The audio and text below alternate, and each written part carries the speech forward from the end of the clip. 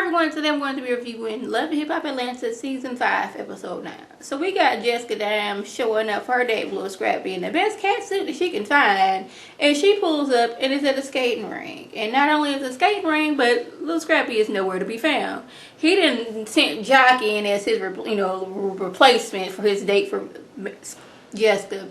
He's not trying to date right now. He's still like, him and Bambi, they just broke up. Even though she's dating, like, he's not really trying to go down the road right now. But you know, young Jock, he's ready for anything. Any woman that walks by, even attempts to show him a little bit of attention, you know, he's there. He feels that, you know, Jessica Dime, she's too much of a woman for Scrappy, you know, but she just enough woman for him. But she's like, you know what? I'm not fit to show up for a date with one man and he's not there and go with another. So, yeah, this just ain't gonna be happening, boo. Now, I kind of feel like you couldn't call me on the phone and tell me, you know what, I am not really feeling dating right now. Why you gonna have me show up and then you not be there and have somebody else there like I was gonna be? Okay, this is my consolation prize. Okay, I'm gonna go with that. Like, really, Scrappy, you just did that. You couldn't call the girl on the phone and tell her, you know what, I'm not really feeling dating right now. We can still be friends, but we can't be nothing more. Okay. So Stevie is trying to open up a hookah bar. You know, that movie he was trying to make, the money was looking kind of funny, so they just gonna scratch that. So now it's all about this hookah bar. I have a few questions. Like, if you didn't have the money to make this movie, how are you gonna have money to make this hookah bar? This is what I want to know. Secondly, like, what happened to that whole little bar situation that you had with Benzino? Yes, I know this was staged. Like, we just gonna assume that, hey, he just got it like that. He couldn't get this money out the ground because he didn't have the money, but he got money to make this hookah bar. This is what you're telling us? Okay, so next thing you know, we got doggone Tommy coming in, being extra flirtatious with Stevie. Now, y'all know that Stevie, like, Scrap DeLeon is like his play nephew. She comes in because she got to get on her hustle. Scrap DeLeon was her main source of income. So now that he's looking at 5 years in the penitentiary, she got to, you know, get her hustle on. She tells him that, you know, I used to model, I used to rap on the show. Now you get to acting, which is very poor acting. I hung up curtains at my mama's house. I used to sweep at Jack in the Box. You know, I'm a jack of all trades. And she's like, not even being subtle with it. I could understand that she was like subtly, not even understand, but like if she was subtle with it, it would like made sense. But she is like overly flirtatious with Stevie. I believe that was a catsuit she had on. I couldn't really tell because she had a jacket on. And then, you know, the cameraman, producers, and editors at Love and Hip Hop, whether it's Atlanta, New York, or Hollywood, they love when you like something's off about what you got on your hair or whatever. They gonna zoom in on it, and it looked like this catsuit that she had on had a hole in it. Now I'm like, if you trying to go out and you know you gonna be on camera, make sure that you're looking right from head to toe. Like, how did you not know that you had a hole in your doggone catsuit? Like, when you pulled it out, did you not see it? Like, had nobody walk by you and told me, hey girl, like, I'm just need to know these things. She is like overly flirtatious with him, and he's looking at her like, look here, girl, I know you like to cut up several foods when you go out into public, so if you gonna work with me, you gonna have to work on that little attitude. And at one point, it like he was kind of flirting with her, but you know, Stevie, he flirts with any woman he sees, because that's how the creep he is. You know, he part of the creep squad. But like the way Tommy was acting, it was like she was flirting, and then she was trying to throw in that acting that she really needs to stop doing. I'm gonna need somebody to get together and like sit down with her and tell her, like, if by any chance that you were on, you know, Love and Hip Hop Atlanta for another season, I'm gonna need you to stop with this like fake acting that you're going on, because nobody believes it, like not even for a little bit. So I'm gonna need you to stop that. But he does let her know, if I'm even gonna attempt to try to work with you, I'm gonna need you to clear your act and stop cutting up all the doggone time. So we have KARLIE Red and Scrap DeLeon. They done just had them this nice little romantic, you know, weekend together. They driving home. He's letting her drive his car. She's happy that she can drive his car. You know, she's telling him, you know, things is progressing. We've been getting to know each other. And she's ready to tell life that, you know, they are no more. Because, you know, she done found Scrap DeLeon. Then he has to hit her with, well, I want to be honest with you.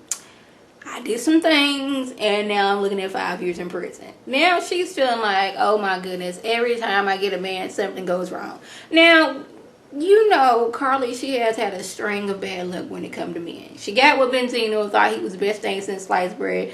That didn't work out. She got with Young Jock. He was cheating, you know, the whole entire time he was with her, with Kadia, probably the mother of his twins, and who else? Who knows? Who else knows? Yeah, that's right. Then she got with Life Jennings. Life Jennings was the best thing ever. He was there for her every time she needed somebody. He was there to her photo shoots, but now he didn't, you know, he didn't just like went ghost and she ain't heard from him. Now she done thought she done found this man and scrapped DELEON, and now he finna go to prison. Like, maybe it's you, KARLIE, Reddit. After all these men and you just can't see him, maybe you just gotta look at it. Maybe it's just me. That's what I'm thinking. But then she said something that I had to really side eye KARLIE, like to the point where if it was possible, my eye would have went all the way around my head and back. That's how hard I was giving her that side eye. Because she's like, I am very loyal to my friends and I'm here to hold you down. Clearly that's not the case, because Life didn't call you for doggone 2 days and you was ready to cut him off. I know it may not have been 2 days, but I'm just saying, you didn't. How you gonna like Life being out into the free world and you just dropped like, he didn't call me for this amount of time, so I'm just not gonna talk to him. But you want us to believe that you gonna be there for Scrap DELEON for at least 5 years that he may be gone. He was trying to like pretty it up, talking about, so I'm gonna get me a new lawyer and I'm gonna try to, you know, see if I can get less time. But like, you pled guilty and this is what the judge gave you. You can't be like, oh my bad, I didn't mean that, I'm gonna get me a new lawyer. Maybe you got a good lawyer where he can be like, at the time of this happening he was, you know, stressed about A, B, and C. But I'm just saying that he's gonna be in jail. He's gonna be in jail for a while, and I don't see KARLIE Red waiting. Like, I don't see her waiting until they like put him on the prison bus to go off. So we have Tommy. She, being the suspicious woman that she is, goes and snoops through Scrap DELEON'S car. I have a few, you know, questions about this. How did she get in this car? Like, does she have a spare key? Was it one of those, oh, I left something in your car, let me get your key to come get it? I need to know how she got in his car in the first place. So, if we're going with the storyline, but she said she got into his car. So she got to confront him like, hey, I was looking through your car and I found this receipt with KARLIE Red's name on it. And she used KARLIE Red's full name. I forgot what her name was, but she didn't just say KARLIE. She put the whole entire name. So it made it almost believable, but like, this is all scripted, so it could have been just throw her name in there to make it seem real. But anyways, are you sleeping with her? He's like, first of all, I don't question you with what you do, so don't question me. That was, you know, omission. He told her she did it, but without telling her. And he's like, he says, no, I am not sleeping with KARLIE. You know, sometimes you gotta lie to the ones you love to make them feel better. She doesn't believe it, of course, but like, he's been cheating on you for this long time. But okay. So then she goes on to say how she's going to sleep with Stevie J, his brother, his cousin, his play cousin, his homeboy he knew in first grade but lost contact with. Like, anybody he has ever talked to in life, she's going to go and sleep with that person. And he was like, okay, get your list and go get the cheating. And this is when she does that most not even believable a little bit, just bust out crying like, I'm not gonna go cheat, I'm sorry, why are you doing this to me? I'm like, I really need Tommy to like simmer it down like a lot, because she is doing so much in this like fake acting. And like, he clearly told you, like, don't worry about what I'm doing, worry about what you're doing. It's basically, he didn't admit it. Yes, I am sleeping with KARLIE Red. That is none of your business, because you know I am a cheater. So don't be surprised when I'm out here cheating. You knew I was creeping and dabbing with this person and that person. I met you because I was cheating with somebody else. Basically, this is like, I'm paraphrasing, but this is how it's going in my mind, how the whole situation started. Like, it did come out that they wasn't even really together. She just wanted to get her acting skills together. But like, what I see, no, you wouldn't even be in like a made-for-TV movie. So Scrap DELEON tells KARLIE, hey, Tommy came over my house, acted several fools, and like all up in my business about this. He found a receipt in my car. I need to know, did it fall out your purse or did you plant it there? KARLIE, she's all in her confession, was shocked and appalled that he would accuse her, because like, what she need to do that for? Like, she don't need to, like, leave receipts, you know, to prove that she was there to, like, set him up or whatever reason. But she, like, why does Tommy care so much if you guys are not together? Because she doesn't want to be in this whole love triangle situation. Now, we're going if this storyline was true. Now, Karlie, before you met Scrap DeLeon, for real, you conspired with Tommy to confront Tierra about him cheating. So, don't be surprised now that you were in a love triangle. Because, like, you knew he was a cheater before you met him. So, what you thought that, like, he didn't told you, I'm not cheating, I'm not with them. Pretty sure he told them the same thing. So, we're going off of if this was a real storyline and not something made up. So, now Karlie's like, I don't want to be in a situation where you cheat on me. Well, you knew he was a cheater before you met him and got with him. So, don't be surprised if he's still cheating now. So Mimi wants to meet up with Joseline because she wants to talk to her because now Stevie asked, can I sleep on your couch or in your guest bedroom? Things ain't working well, you know, between me and Joseline. So before Mimi can even tell her, you know, hey, Stevie wants to come sleep on my couch or my guest bedroom, Joseline hits her with, hey, Stevie has a new baby. Not your baby, a new baby. And the woman has him on child support. Apparently, she's still cool with some of the strippers she used to strip it back in the day. And they done told her, yes, he has a baby. Now, in that, he has 2 babies. Some woman a few years ago said that, hey, she was pregnant, but then she had an abortion. And then now it's turned out to no, she didn't have an abortion. But Mimi wants to know, is this true? Joseline, she did her homework. She found the court papers where he had to go to court and he had to be put on child support. Now, Mimi, she's in this situation where I'm feeling sorry for Joseline right now. Yes, Joseline ruined my relationship with Stevie, but like, she would never thought she would feel this kind of like sympathy for Joseline. But Joseline's like, she can't do it no more. Stevie doesn't even have money to take care of himself and the children he already has. He's already come to me for money. See, this is why Joseline wanted to get that contract together.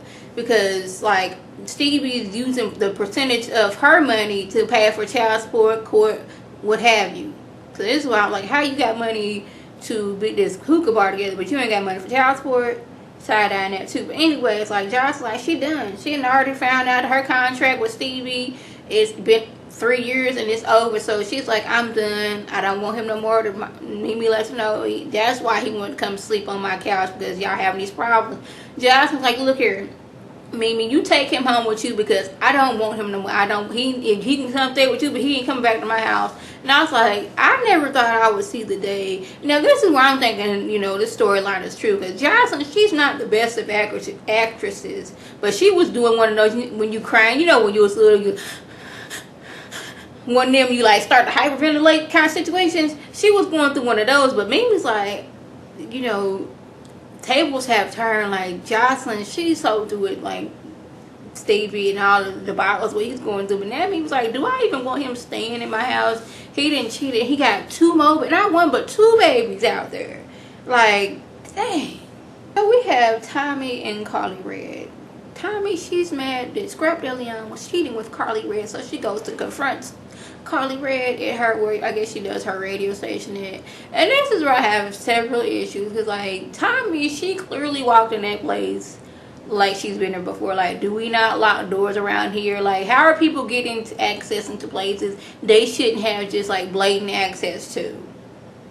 That's my one situation. And then I want to know, why are we fighting on a well-known cheater who's finna go to prison? Like, really, we are fighting over this man who's known for cheating and he's on his way to prison. And then at one point, Tommy, she's going on talking about some, yeah, that's why I'm finna work with Stevie J and I'm finna sleep with him.